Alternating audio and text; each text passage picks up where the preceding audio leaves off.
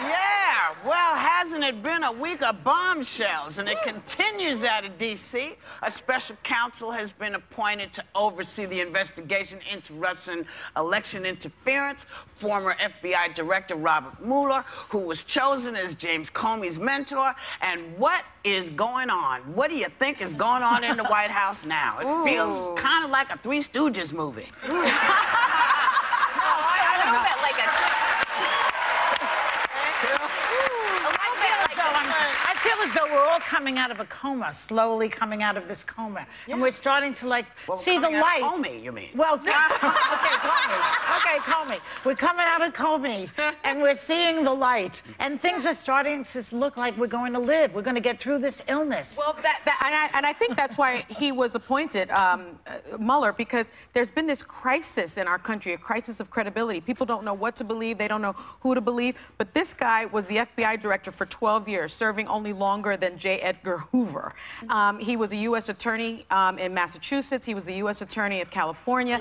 He has so much credibility. And I have to tell you, when you look at the order that Rosenstein signed, and I hope people will go online and look at it, not only does he have autonomy and he can press charges himself, he can investigate the Russian coordination, but also also any other matters that may arise directly from the investigation, including crimes like perjury or obstruction of justice.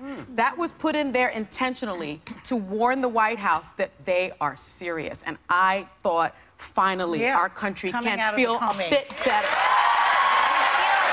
I feel like the whole move was like a checkmate by Rosenstein. Yes. Because when you think about how they tried to blame the whole Comey thing on a letter he drafted, I feel like no one saw this coming. He did the right thing. And for him to, I just wish I could see the faces when he said, you know, finally we're going to do this right, optically and otherwise. He picks on the wrong people. He picks on the people He doesn't think about the breadth of their power before he does. Yeah. One thing that concerned me, though, and I wanted to ask you about this, Sunny, because Alan Dershowitz was commenting on this, and my concern is transparency in the process. I don't want to get, at the end of this, I don't want to hear indictment or no indictment and have us not have seen how this transpired. And he was saying that the investigation was going to be in secret. We'll never hear from a witness. At the end, we'll either hear no indictment. Jury. So does that concern you at all, that we won't be knowing that at the end we'll get an answer, but we won't actually know how they got to this conclusion or any of the details? No, you have to wait for the books. Right, well...